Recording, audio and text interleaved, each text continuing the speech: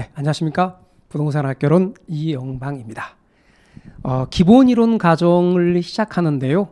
아직도 코로나 상황이 안 좋아서 빈 강의실에서 저 혼자 강의를 촬영하게 되었습니다. 강남학원에서 촬영을 하게 되는데 혼자 촬영을 하니까 뭐 마스크를 안 써서 좋긴 한데 여러분들이 계시지 않아서 마음이 좀 그렇습니다. 자, 이제 기본이론 강의를 시작을 하면서 오늘 우리가 다룰 내용들을 쭉 한번 먼저 하겠는데 하기 전에 간단하게 기본이론 과정에 대한 소개를 좀 드려보도록 하겠습니다. 자, 이제 우린 기본 과정이고요. 기본 과정 1주차 들어가기 전에 간단하게 기본이론에 관해서 소개를 좀 드리겠습니다. 먼저 기본 과정 강의는요. 기본서를 통해서 기본이론의 체계를 익히는 과정으로 총 8주 32강으로 진행이 됩니다. 두 번째는 기초과정이 주춧돌을 놓는 과정이라면 기본이론 과정은 부동산학 개론의 이론을 학습하는 과정상 기둥을 세우는 과정이라고 이해를 하시면 됩니다. 따라서 부동산학의 기본이론을 정리하는 필수 과정입니다. 부동산학의 전반적인 체계를 잡는 과정이다 라고 이해를 해 주십시오. 만일 1월에 처음 공부를 하시는 분들은 먼저 기초과정, 동영상 강의를 먼저 들으시는 것이 좋습니다. 그래서 기초과정 먼저 강의를 들으시고 그리고 나서 요 기본 과정에 들어가는 것이 이해도가 빠르다 이런 말씀을 드리겠습니다. 자, 그리고 이제 우리 오늘 배울 내용들을 살펴보기 전에 먼저 간단하게 말씀드리고 싶은 것은 기본이론에 당부드리고 싶은 것은 기본이론 과정에서 질문방에 관한 이야기만 좀 말씀을 드리겠습니다. 질문방은 여러분들이 함께 이용하는 거기 때문에 꼭 과정에 맞는 질문을 꼭 해주십사 이런 말씀을 드리겠습니다. 기본이론 과정에서는 기본이론만 다루는 기본이론만 질문을 해주시고요. 뭐 기출문제라든가 그런 건 기출문제 과정이 있으니까 그때 하시는 게 좋겠습니다. 또 전년도 강의 같은 경우는 이미 종결이 됐기 때문에 꼭 기본이론 과정 관련된 것만 꼭 질문을 올려주시고요. 저는 월요일부터 토요일까지 올라오는 질문에 대해 답을 드리고요. 일요일 날은 답하진 않습니다. 꼭 그 점은 감안해 주시고요. 일요일 날 올리신 질문은 월요일 날 답을 드리겠다. 이렇게 좀 알고 계시면 좋겠습니다. 자, 그러면 오늘 첫 주, 오늘 공부할 내용들을 살펴볼까요? 자, 1주차 학습 주제입니다. 첫 번째는 부동산학의 정의에 대해서 살펴볼 거고요. 두 번째는 부동산학의 학문적 성격에 대해서 살펴보겠습니다. 세 번째는 부동산의 복합 개념에 대해서 볼 거고요. 네 번째는 부동산학의 접근 방법에 대해서 살펴보도록 하겠습니다. 다섯 번째는 부동산 활동 혹은 부동산학의 일반 원칙에 대해서 살펴보겠고요. 여섯 번째는 부동산의 개념에 대해서 볼 것입니다. 일곱 번째 토지의 분류, 부동산의 분류에서 토지의 분류에 대해서 볼 겁니다. 그리고 부동산의 특성, 여기까지 1번부터 8번까지가 부동산학 총론에 관련된 내용이고요. 부동산 경제론에서 9번째 부동산 수요에 대해서 살펴보도록 하겠습니다. 이렇게 해서 오늘 다룰 내용들의 전체적인 내용들을 한번 쭉 살펴보게 된 것이죠. 자, 그래서 이제 요 1주차 학습 주제를 가지고 지금부터 내용 설명을 들어가도록 하겠습니다. 우리 기본서 어디로 가냐면 23페이지입니다. 기본서 23페이지 가기 전에 그 기본서의 경우를 보면 목차를 여러분이 구분해 보면 부동산학은 크게 목차를 한번 봐보세요. 그 앞으로 가셔서 목차로 가시면 쭉 앞으로 가면 차례가 있습니다. 차례 가시면 파트가 3개의 파트로 되어 있어요. 앞에 차례라고 되어 있어요. 쭉 앞으로 가시면 그러면 부동산학 총론이 있고 파트 2는 부동산학 강론, 파트 3는 감정평가론 총 3개의 파트로 되어 있습니다. 부동산학 총론 가볍게 다뤄도 됩니다. 부동산학 강론 여기에 시험이 집중됩니다. 부동산학 총론은 시험 문제가 보통 3문제가량 출제됩니다. 부동산학 강론이 적게 나올 때 29문제, 많이 나오면 31문제 정도까지 출제가 됩니다. 그러니까 부동산학 강론에 시험이 집중되어 있죠. 그리고 세 번째 파트 감정평가론에 7문제 정도 출제가 됩니다. 6에서 7문제 출제된다. 이렇게 여러분이 알아두시면 되겠습니다. 자, 그럼 이제 부동산학 총론이라고 되어 있는 부분입니다. 23페이지 우리 부동산학 총론 그리고 여러분은 프린트물도 함께 보시고 프린트물을 기본 과정 나가는 필기노트다. 이렇게 여러분 생각해 주십시오. 기본 과정에서는 프린트물에 나와 있는 정도만 충실하게 하시면 좋겠습니다. 제가 기본서 넘어가는 부분은 여러분 과감하게 같이 넘어가 주십시오. 기본 과정에서 기본서를 완벽하게 터득하기가 어렵습니다. 기본 과정, 심화 과정, 이 이론 과정 두 번에 걸쳐서 기본서를 보다 완벽하게 다루게 되는 거고요. 기본 과정에서는 제가 이번에 다루는 만큼만 하시고 스킵하는 부분은 여러분 절대 보지 마시고 스킵해 주시라. 그리고 좀 더 집중해 줄 것은 프린트물에 나와 있는 정도, 그걸 필기노트로 보시라. 그렇게 여러분 봐주시면 좋겠습니다. 자, 먼저 23페이지 보실까요?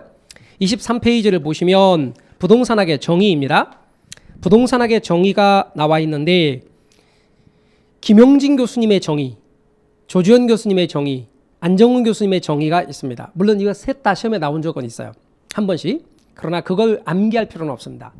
간단하게 김용진 교수님의 정의만 보시면 부동산 활동의 능률화 원리 및 그 응용 기술을 개척하는 종합 응용과학이다. 이렇게 표현했습니다.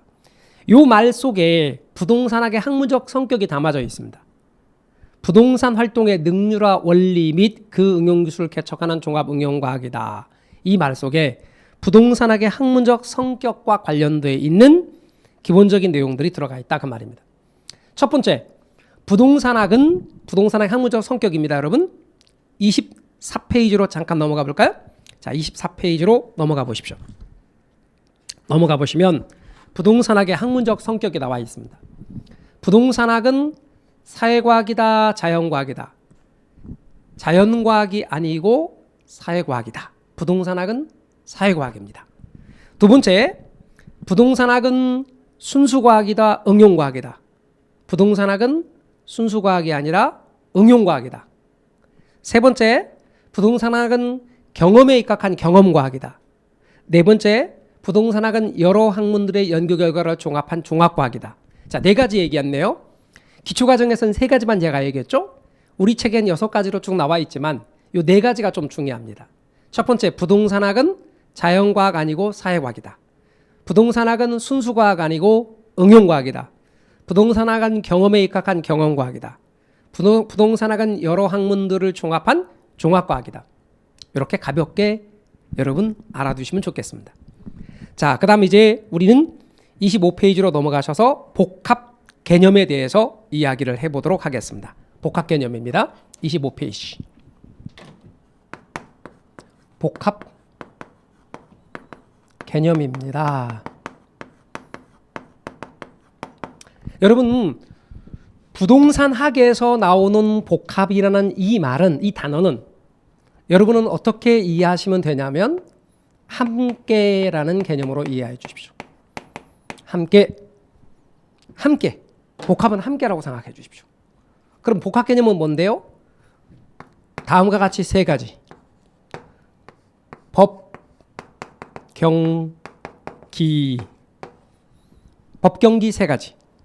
법은 법률적 측면.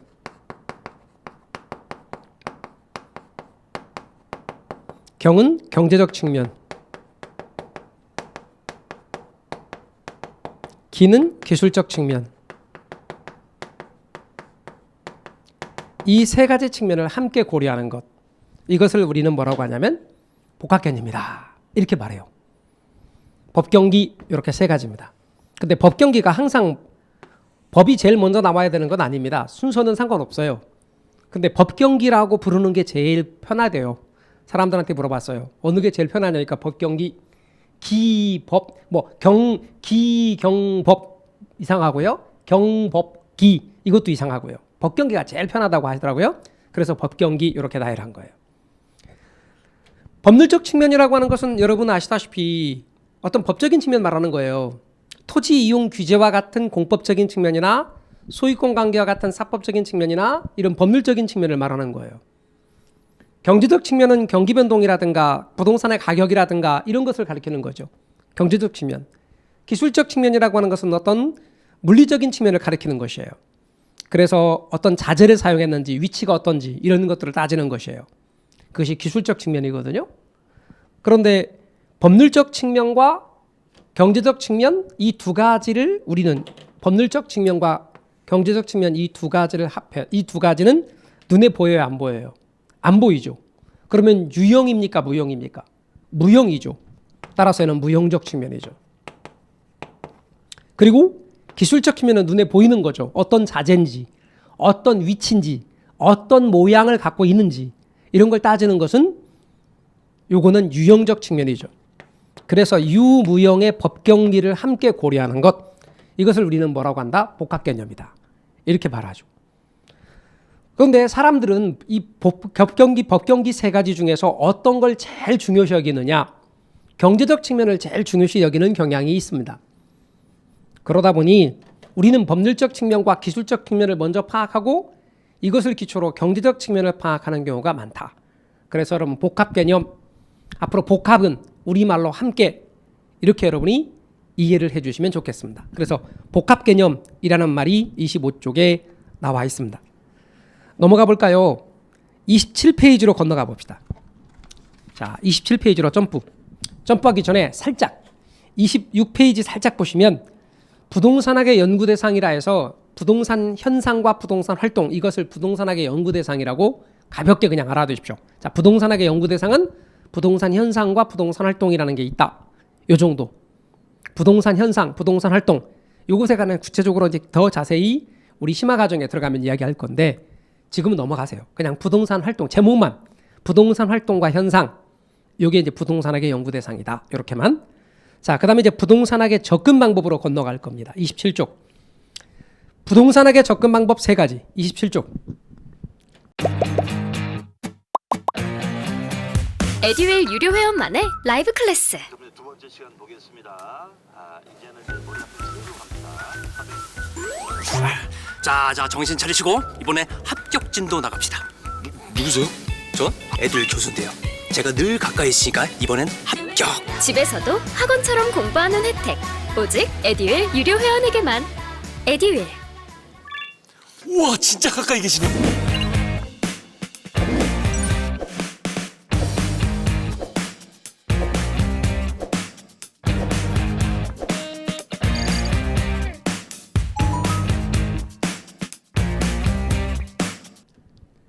(27쪽에) 부동산학의 접근 방법.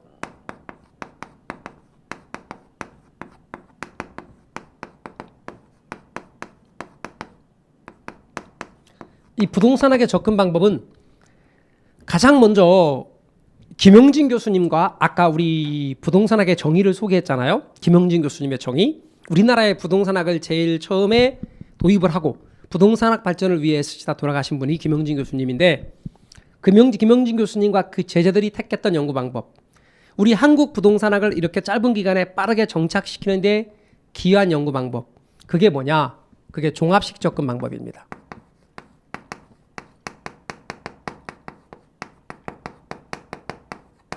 종합식 접근 방법입니다. 이 종합식 접근 방법은요, 여러 학문들의 연구 결과를 종합을 한 거예요. 그래서 여러분 여기 나오는 게 여러 학문들의 연구를 종합했다. 그 다음에 그 중에 이 법률적 측면은 법학과 관련이 있는 거죠. 경제적 측면은 경제학이나 경영학, 기술적 측면은 공학. 이들 학문들을 종합을 한 것이기 때문에 복합개념이라는 것이 나와요. 그래서 종합식 접근 방법에서는 종합이란 말, 복합개념이라는 것, 이런 측면들이 강조됩니다. 그래서 종합식 접근 방법 용어 여러분 알아두십시오. 부동산을 기술적, 경제적, 법률적 측면 등의 복합개념으로 이해하고 이를 종합해서 이론을 구축하는 방법. 이것이 뭐다? 바로 종합식 접근 방법입니다. 그리고 이제 그 이후에 나오는 게 어떤 측면이 나오냐면 법제도적 접근 방법이라는 게 나와요. 법제도적 접근 방법이라고 하는 것은 거래와 관련해서 법률적 측면이 이제 중요시되기 시작하기 때문에 법률적과 제도적은 같은 말입니다. 법제도적 접근 방법이 등장하게 되고 그 이후에 나오는 게 의사결정 접근 방법. 의사결정 적자 붙여도 되고요. 의사결정 접근 방법. 인간은 합리적인 존재이며 자기 이윤 극대화를 목표로 해서 활동한다 라고 보는 거죠.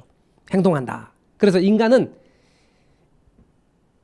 이윤 극대화, 자기 이윤 극대화를 목표로 해서 활동한다. 가게는 효용을 극대화하고 기업은 이윤을 극대화하는 이런 이윤 극대화, 효용 극대화, 이런 자기 이윤 극대화를 목표로 행동한다. 이것이 바로 의사결정 접근 방법이고요. 오늘날에는 의사결정 접근 방법이 중요시되고 있다. 흐름 정도를 여러분이 알아두시면 좋겠습니다. 35로 건너가겠습니다. 쭉 나머지는 건너가세요. 점프 35로 넘어갑시다. 넘어가시면 어떤 게 있냐면 부동산 활동의 일반 원칙 35페이지 부동산 활동의 일반 원칙. 제가 점프하는 건 여러분 점프해 주세요. 일단은 기본 과정에서는 다 점프해 주십시오. 부동산 학의 일반 원칙 또는 부동산 활동의 일반 원칙.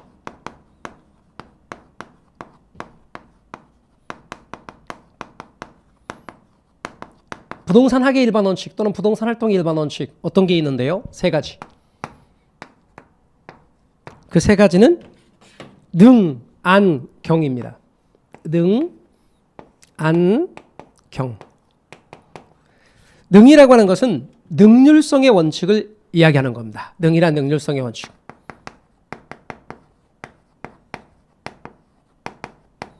능률성의 원칙을 이야기한다. 안이란 안전성의 원칙을 강조하는 거예요. 경은 경제성의 원칙을 이야기하는 거예요. 그래서 여러분 앞으로 부동산 활동의 일반 원칙이 뭔데요? 그러면 능, 안, 경 그러십시오. 능, 안, 경. 능률성이란 투입분의 산출을 가리키는 거예요. 투입 대비 산출, 산출의 비율. 그럼 능률성을 높이려면 투입을 적게 하면서 산출을 많이 하면 능률성이 높은 거죠. 쉽게 말하면 주어진 여건과 제약 하에 보다 많은 일들과 업적들을 수행하는 것 능률성. 요겁니다. 여러분 하루 일상에 보면은 이게 이제 그 우리 직장 다니면서 공인중개사 공부하시는 분들이 있어요. 자격증 준비하시는 분들이. 그럼 낮에 이제 직장 다니시고 또는 개인 사업을 하시면서 일하시면서 그러다 보니까 어떻게 돼요? 저녁 때 이제 공부를 짧은 시간에 해야 되죠. 그럴 때 중요한 게 능률성이에요. 주어진 제약과 여건 하에서 보다 많은 효과를 거두는 거죠. 그래서 이 능률성의 원칙이라는 것이 중요하다. 능률성의 원칙과 관련해서는 부동산업을 경영하는 사람도 능률성의 원칙이 중요해요. 그래서 부동산업 경영과도 관련이 있다.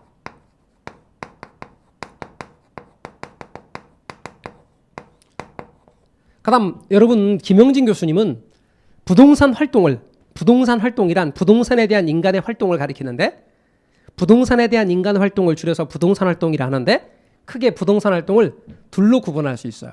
소유 활동과 거래 활동. 그러니까 부동산 소유 활동과 거래 활동으로 구분하거든요.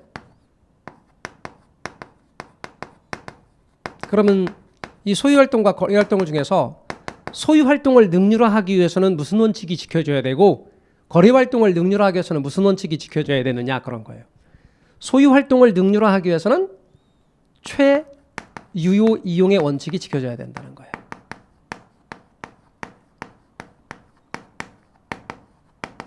근데 최유효 이용의 원칙이 뭐냐? 최고 최선의 이용이에요. 최고 최선의 이용. 예를 들어 볼게요. 최유용과 관련해서 이렇게요. 만일 여기가 강남역 사거리라고 가정을 해봐요. 그리고 강남역 사거리에 어떤 땅이 있대요. 이 땅은 어떻게 이용돼야 최유용이냐? 먼저 이걸 파악하기 위해서는 이 주변 일대를 살펴봐야 돼요. 이 주변 일대를 살펴봤더니 대부분 상업용이더라. 70~80%가 상업용이더라. 상업용으로 이용한대요. 그러면 이번엔 대상부동산도 뭐로 이용되나 봤어요. 얘도 상업용으로 이용된대요. 그러면 주변과 어울리는 이용이 맞죠? 주변과 어울리는 이용이 맞아요. 그럴 때 우리는 뭐라고 한다? 최유효 이용이다. 이렇게 말할 수 있어요. 이것은 최고, 최선의 이용을 가리키는 거예요.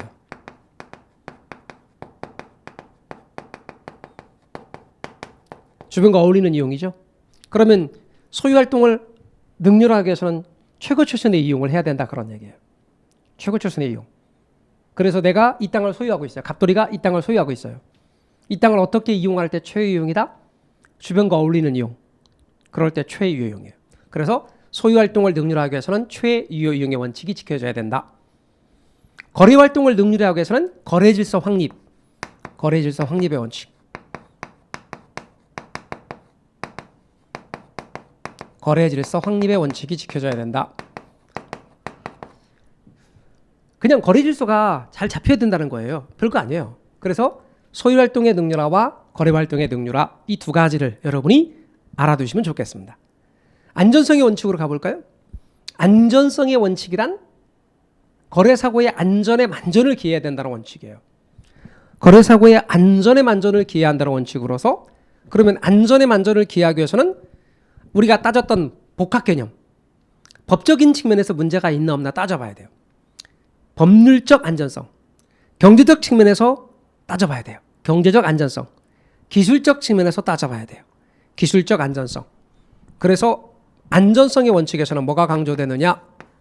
복합 개념의 안전성이 강조된다 그 말이에요. 여기서 복합 개념의 안전성이라 함은 말씀드린 것처럼 법률적 안전성,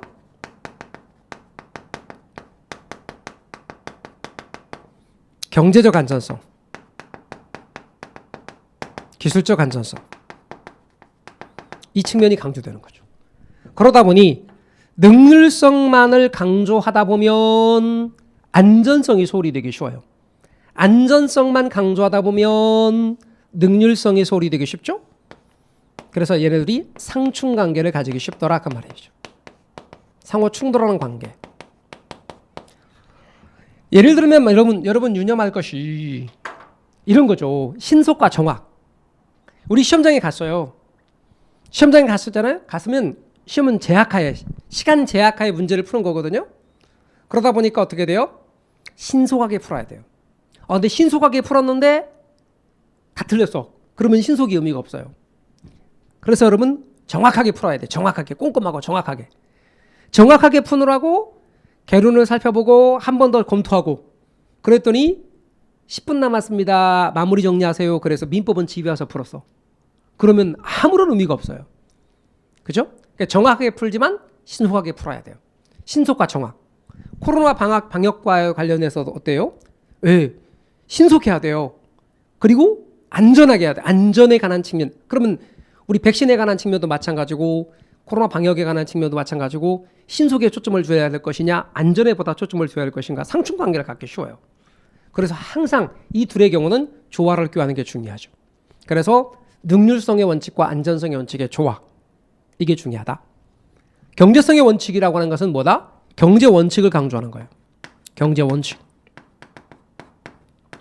여기서 경제 원칙이란 최소 비용으로 최대 효과를 거두는 것. 비용은 최소로 하고 효과는 극대로 하는 것.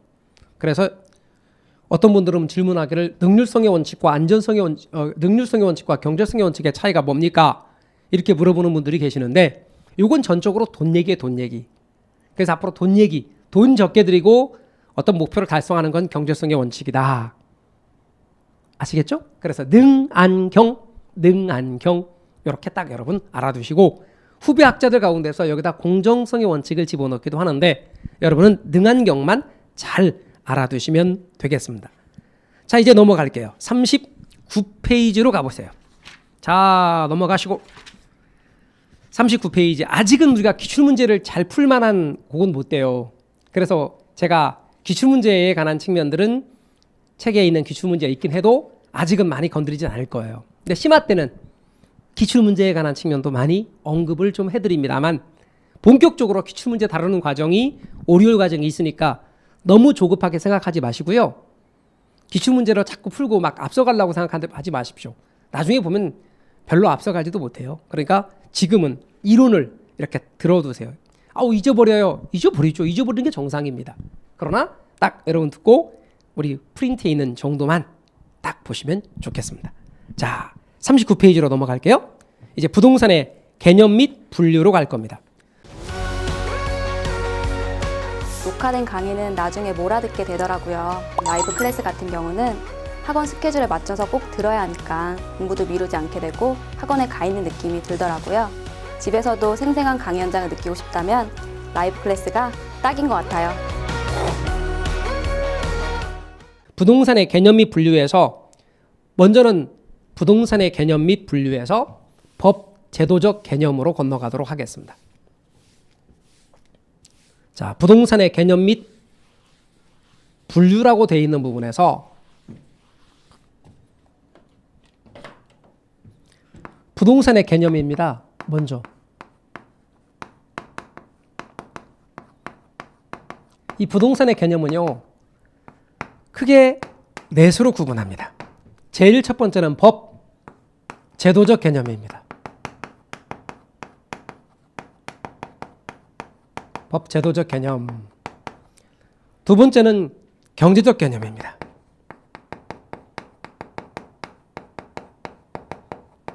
세 번째는 물리적 개념입니다. 이게 물리적 개념이 기술적이거든요.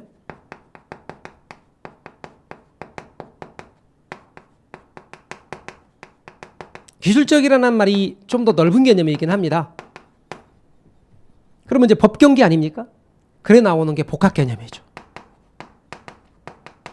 이렇게 다뤄보게 됩니다. 그럼 제일 먼저 법 제도적 개념으로 건너갈까요? 법 제도적 개념입니다. 우리 책의 프린트물은 39페이지, 기본서는 39페이지. 법 제도적 개념.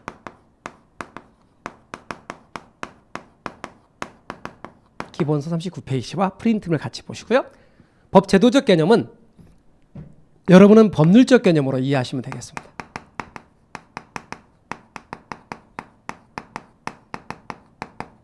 그런데 법 제도적 개념은 크게 두 가지로 구분합니다. 하나는 협의의 부동산,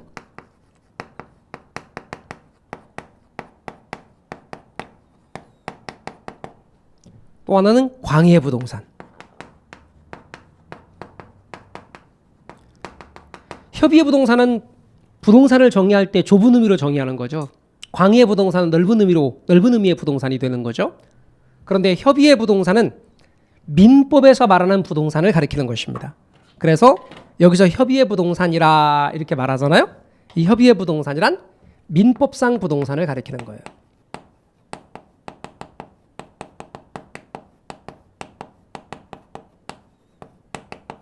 민법상 부동산이다. 이렇게 이야기할 수 있습니다. 그런데 민법상 부동산은 토지 및 그 정착물 이렇게 말할 수 있습니다. 토지 및 그 정착물. 그런데 여기서 여러분 유념할 것이 토지하고 토지 정착, 그는 여기서 그는 무엇을 가리키는 거냐면 토지를 가리키는 거거든요. 그러다 보니 그 정착물은 토지 정착물을 가리킵니다. 여기서 그는 토지를 가리키는 것이고, 따라서 그 정착물 이렇게 말하면 얘는 토지 정착물이다. 그리고 여기서 밑이란 말은 영어로는 and입니다. and. 그러니까 우리 말로는 와나 과. 그러니까 다시 말하면 우리 민법은 토지와 토지 정착물을 뭐로 보고 있다? 부동산의 개념으로 보고 있다. 그래서 제일 첫 번째는 토지가 부동산입니다. 토지는 인위적으로 구획된 일정 범위의 지면에 정당한 이익이 있는 범위 내에서 상하를 포함하는 것. 그런데 이 토지는 우리 기본서에 보시면 토지는 40페이지로 넘어가 보십시오. 거기 보면 토지 소유권의 범위와 관련해서 토지 소유권은 정당한 이익이 있는 범위 내에서 토지의 상하에 미친다고 보고요. 또한 토지 소유자는 법률의 범위 내에서 토지를 사용, 수익, 처분할 권리를 가지고 있다고 보는 겁니다. 아울러 토지 소유권과 관련해서 땅 아래 매장되어 있는, 지하에 매장되어 있는 석탄, 석유, 가스와 같은 광물 자원은 토지 소유자의 소유권이 미치지 않습니다. 우리나라의 경우. 그건 좀 이따 또 이야기하겠습니다. 그래서 토지와 관련해서 토지는 뭐다? 부동산이다. 그 다음 또 하나는 토지 정착물입니다. 토지에 부착되어 있어서 토지와 딱 토지에 부착되어 있어서 그 이동이 용이하지 않게 된 것, 토지에 부착되어 있어서 그 이동이 용이하지 않게 된 것, 따라서 토지 정착물.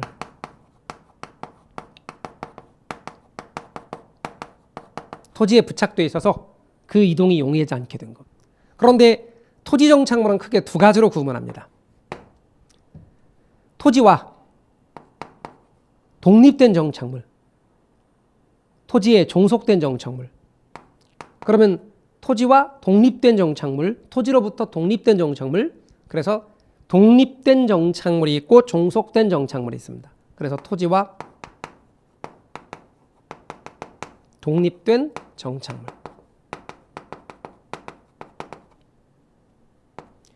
그리고 토지에 종속된 정착물. 이렇게 두 가지로 구분합니다. 근데 이것은 민법을 앞으로 공부하면 여러분이 점차 더 자연스럽게 알 수 있는 거기 때문에 부동산학에서 민법 얘기를 너무나 깊이 있게 하지 맙시다. 왜? 민법이라는 과목이 있는데 민법에 맡기고요. 자연스럽게 시간이 흘러가면 알 수 있는 거니까 너무 스트레스 받지 마십시오. 자, 그럼 토지로부터 독립된, 토지와 독립된 정착물. 그럼 토지와 독립된 정착물에는 우리 책 41쪽 가면 표가 있습니다. 이는 토지와 독립된 정착물 또는 토지로부터 독립된 정착물입니다. 그러면 토지로부터 독립된 정착물에는 어떤 게 있을까? 대표적인 건물입니다. 건물. 그래서 여러분 토지가 있습니다. 건물이 있습니다. 그래서 토지와 독립된 또는 토지로부터 독립된 정착물, 토지로부터 독립된 정착물의 대표적인 예를 어떤 걸 들 수 있다? 건물을 들 수 있습니다. 우리 민법은 이렇게 토지 따로 독립된 토지 따로 부동산이고요. 건물은 토지로부터 독립된 정착물로 봅니다. 그러면 토지 따로 건물 따로가 각각의 부동산이죠. 건물이 대표적인 토지로부터 독립된 정착물입니다. 건물. 그 다음 명인방법에 의한 20개 집단. 명인방법에 대해서 여러분 민법 시간에 공부하게 됩니다. 명인방법이라고 하는 것은 예를 들어 산에 있는 나무 같은 걸 샀다. 근데 나무 같은 걸 샀는데 전체 산에 있는 나무는 1000그루인데 그 중에 100그루를 내가 샀다. 그런데 지금 내가 가져가는 게 아니다. 좀 더 자란 다음에 내가 살 거다. 그러면 이제 지금 가져갈 거다라고 한다면 내 거라고 거기다 나무니까 나무 지금 현재 자라고 있는 나무니까 내 거라고 거기다가 표차를 붙이거나 아니면 줄을 이렇게 해서 내 거를 표시해 놓다든가 이런 건 다 배우다 명인방법입니다. 명인방법에 의한 20개 집단. 또요 등기 소유권 보존 등기가 완료된 20개 집단. 소유권 보존 등기가 완료된 20개 집단. 또요 타인의 토지에 경작 재배된 타인 토지에 경작 재배된 남의 땅에 경작 재배된 농작물, 타인 토지에 경작 재배된 농작물, 현재 재배되고 있는 농작물, 권원에 의해서 타인 토지에 경작되고 재배된 농작물도 독립된 정착물이 됩니다. 종속된 정착물은 어떤 게 있나요? 우리 교재에 보시면 돌담이나 교량이나 축대나 제방이나 매년 경작을 요하지 않는 나무나 다년생 식물, 이런 것들은 종속된 정착물, 독립된 정착물과 종속된 정착물로 구분한다는 것 여러분 알아두십시오. 41쪽에 있고요. 프린트물은 1페이지에 나와 있습니다. 가볍게 봐주십시오. 그거 너무 암기하려고 여러분 애쓰지 마십시오. 그런데 여러분 자주 정착물과 혼동하는 게 있습니다. 어떤 거냐면 판잣집 있죠? 컨테이너 박스, 공중전화 부스, 임시로 심은 나무, 가식 중인 수목이 임시로 심은 나무 같은 것들 이제 곧 옮길 거예요. 이런 임시로 심은 나무 이런 것들은 동산입니다. 동산. 정착물이 아니에요. 그래서 정착물과 혼동하지 말자라고 하는 것입니다. 그래서 여러분께서는 토지 및 그 정착물 우리 민법에서 대표적인 이렇게 부동산의 경우로 구분할 때 토지는 당연히 부동산이고 건물 이게 대표적인 토지로부터 독립된 정착물인데 이 토지로부터 독립된 정착물의 대표적인 건물은 우리 민법은 따로 독립된 부동산으로 본다라는 겁니다. 참고로 우리나라 말고 영국, 미국은 영미법에서는 이렇지 않습니다. 영미법에서는 토지와 건물을 함께 하나의 혼연일체된 부동산 공간 덩어리를 취급합니다. 토지 위에 놓여 있는 그 어떤 것도 함께 하나의 혼연일체된 부동산 공간 덩어리를 취급한다. 그래서 우리 민법에서 말하는 부동산의 개념과 영미법에서 말하는 부동산의 개념이 달라요. 그래서 이걸 구분하기 위해서 부동산학자인 김영진 교수님은 그걸 어떻게 불렀다? 이렇게 명칭을 불렀어요. 용어 한번 봐보세요. 이걸 토지 건물 함께 하나의 부동산, 함께가 우리말로 복합, 따라서 복합부동산 이렇게 불렀어요. 그래서 우리 민법에서는 토지 따로 건물 따로가 독립된 부동산인데 미국에서는 토지와 건물이 함께 하나의 부동산이다. 이걸 복합부동산. 그런데 이것이 단지 우리나라와 미국의 부동산의 그 관점, 보는 관점이 달라서 그리고 구분하기 위해서 붙인 거냐 이런 측면도 있는데요. 사실 우리나라에서도 실은 거래가 되는 부동산은 복합부동산인 경우가 많아요. 나 어제 집 샀다? 그 말은 이것만 샀다 뜻이 아니라 이렇게 샀다? 그런 뜻이에요. 중개사무실에 손님이 왔어요. 어떻게 오셨습니까? 그랬더니 집 사러 왔어요. 집을 좀 보러 왔어요. 그럴 때 내가 집 사러 왔어요 할 때 그 집 산다는 말은 이렇게 함께 산다는 것이죠. 그래서 실은 우리나라에서 거래가 되는 부동산은 주로 복합부동산인 경우가 많다. 그래서 복합부동산의 개념이 또 중요한 의미를 갖고 있습니다. 토지 건물 함께 하나의 부동산. 자, 그 다음 민법에서 말하는 부동산의 개념은 이 정도만. 앞으로 이제 민법 더 공부하면 심화 과정에서는 좀 더 깊이 있게 우리가 다룹시다. 자, 그러면 토지 및 그정착물. 이 부분은 아직 민법 공부를 안 하다 보니까 기본 과정에서 이렇게 언급을 하잖아요. 계속 민법 얘기를 부동산학개론에 질문하시는 분이 많아요. 그러지 말고 민법은 민법 교수님이 전문가니까 앞으로 궁금한 것은 민법 선생님한테 물어보시고 개론은 가난 얘기만 해주시면 좋겠습니다. 앞으로 공부할 거니까 너무 이 부분에 대해서 깊이 있게 다루지 마십시오. 자, 그 다음 다시 플러스 이 협의의 부동산에다가 무엇을 더하느냐? 준부동산. 여기다가 준부동산까지를 더해요. 준부동산을 뭐라고 부르냐면 의제부동산 이라고 해요. 의제부동산 이걸 더해요. 그러니까 원래는 뭐냐면 동산이거든요. 원래는 동산인데 등기 등록의 형식을 갖춤으로써 부동산처럼 취급하는 것, 이걸 뭐라고 부르냐면 준부동산, 의제부동산 그래요. 원래는 동산이었어요. 그런데 부동산처럼 부동산은 등기 등록이라는 형식을 갖추거든요. 이 등기 등록의 형식을 갖춤으로써 부동산처럼 취급되는 것, 이것을 뭐라고 하냐면 의제부동산이라고 불러요. 의제부동산, 우리 의제부동산에 대해서 우리 교재에 한번 보시면 어디로 가시느냐? 여러분, 의제부동산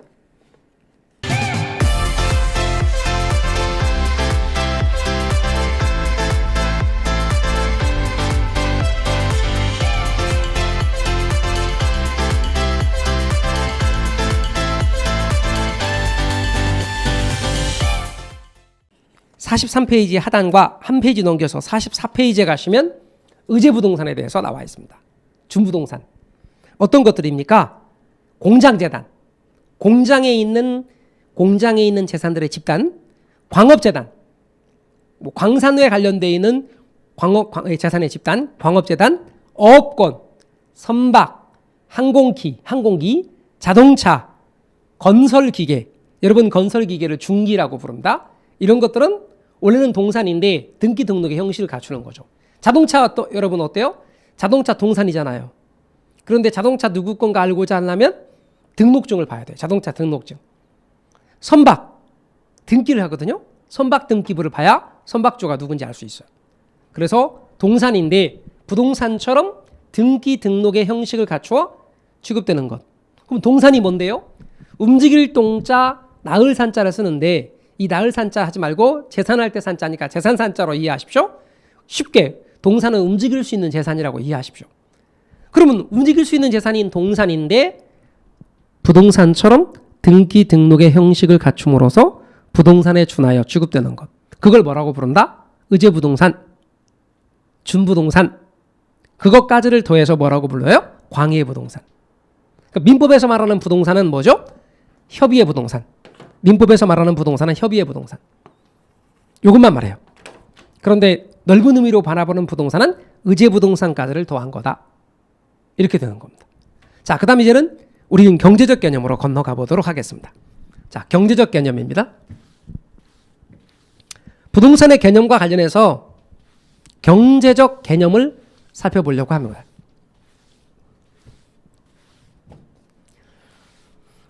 법경기 우리가 이 순서로 항상 다루지 않습니까? 그럼 이제 법률적 측면, 뭐 제일 중요해서 법률적 측면을 먼저 하는 건 아니라고 그랬어요. 부르기가 쉬워서 우리 법률적 측면인 법제도적 개념을 살펴봤으니까 그러면 이제 경제적 측면인 경제적 개념에 대해서 살펴보도록 하겠습니다. 자, 경제적 개념입니다. 경제적 개념은 우리 기본서 45쪽입니다. 45쪽 경제적 개념입니다.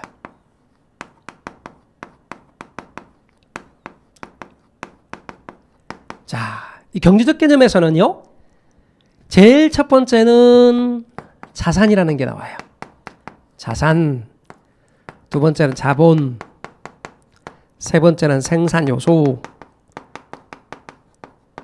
네 번째는 소비재, 다섯 번째는 상품이라는 용어거든요. 자산이란 경제학적으로 자산이란 말을 쓰잖아요. 그러면 경제적 가치가 있는 유무형의 재산. 예를 들면 자동차는 눈에 보이잖아요. 그죠? 그리고 경제적 가치가 있죠? 유형 자산. 주택은 눈에 보이죠? 경제적 가치 있죠? 유형 자산. 따라서 자산이란 말을 써요. 근데 회계학에서 자산이라는 개념은 회계학적 의미로서 자산의 개념은 내 돈인 자본과 빌린 돈은 부채를 합친 거예요. 자산이라는 말은 내 돈 자본 더하기 빌린 돈 부채를 합친 것이 자산이지만 여기서 말하는 개념은 그런 개념이 아니고 경제학적 의미로서 자산. 경제학적 의미로서의 자산은 뭐냐면 경제적 가치가 있는 유무형의 재산. 그래서 부동산은 경제적 가치가 있는 유무형의 재산. 즉 부동산 같은 경우는 유형 자산이죠. 주택 유형 자산이죠. 토지도 유형 자산이죠. 그 다음에 자본. 역시 부동산은 자본 증식의 수단으로 활용되어지죠. 그래서 여러분 어때요? 부동산 집값이 매년 집값이 올라갈 거냐 떨어질 거냐, 부동산에 대해 우리가 관심을 갖게 되는 것도 뭐예요? 자본 증식 수단으로 실제로 활용하기 때문에 그렇죠. 여전히 부동산은 자본 증식 수단으로 사용되고 있다. 그런 의미에서 자본이다. 그 다음에 생산 요소. 자, 생산 요소 이야기 좀 합시다. 생산 요소라는 말을 쓰는데요. 여러분 이 생산 요소로서의 부동산을 이야기할 때 이런 겁니다. 생산물을 만들어요. 그러면 생산물을 만든다. 그럴 때 생산물 만들 때 투입되는 것들이 있어요. 그 투입되는 게 뭐냐? 노동, 자본, 토지. 얘네들을 투입해서 생산물을 만든다고 보는 거예요. 그럴 때 얘네들을 뭐라고 부르느냐? 생산 요소를 한다는 거예요. 생산 요소다. 생산물 만들 때 투입되는 요소들을 생산 요소라 그래. 생산의 3요소. 생산의 3요소. 그러면 노동, 자본, 토지. 노동, 자본, 토지. 전통적으로 노동, 자본, 토지를 따져봤어요. 자, 그럼 노동, 자본, 토지 이게 생산의 3요소인데 노동이라고 하는 건 사람으로부터 나온 거죠. 그죠? 인적 요소예요. 그 다음에 토지는 사람이 만든 건 아니죠. 그죠? 신이 인간에게 부여한 자연의 선물이죠. 물적 요소라 그래요. 얘는 인적 요소, 얘는 물적 요소. 자본은 사람이 만든 거죠. 그런데 물적인 측면이죠. 물리적인 측면. 그래서 인적 요소가 결합된 물적 요소다. 이렇게 표현하기도 해요. 자, 그런데 노동과 자본은 움직일 수 있다, 없다? 움직일 수 있다. 그러니까 얘는 뭐라고 한다? 가변 요소다 그래요. 그런데 토지는 움직일 수 있다, 없다? 없다. 고정 요소다 그래요. 고정 요소다. 그럼 토지는 고정 요소다라는 움직일 수 없는 것과 관련해서 뒤에서 이 토지의 특성을 뭐라고 하냐면 부동성 그럴 거예요. 부동성. 부동성이란 특징, 우리 기초과정 하신 분들은 부동성이 뭔지 들어보셨죠? 토지는 움직이지 못한다. 부동성. 그래서 이제 약간씩을 기초과정을 지났으니까 약간씩을 섞어서 말하면 부동성. 토지는 움직이지 못한다는 의미에서 부동성. 그래서 우리는 생산물을 만들어요. 생산물을 만들어서 팔아요. 생산물을 만들어서 팔면 뭐가 생기느냐? 수익이 생겨요. 수익이 생겨요. 그러면 수익을 어떻게 해야 돼요? 이렇게 노동과 자본과 토지에게 나눠줘야 돼요. 이렇게 나누는 걸 뭐라고 말하냐면 분배라고 해요. 분배. 수익은 분배. 수익을 분배할 때 노동한테 주는 것은 임금이라 그래요. 임금. 임금이란 이름으로 분배하고 자본에게 분배하는 몫은 이자라고 그래요. 이자. 이자. 토지에게 분배되는 몫은 지대 그래요. 지대. 그래서 임금과 이자와 지대로 분배하거든요. 그러면 이제 처음 이 부분을 공부하는 분들은 어떤 의문이 생기냐면 아까 여기서 자본은 자본 증식 수단이라던데 지금 여기서 또 자본은 뭐냐? 자본이란 용어에 대해서 잠깐만 이야기해 보자고요. 자본은 크게 두 가지로 구분해요. 하나는 실물 자본, 또 하나는 화폐 자본.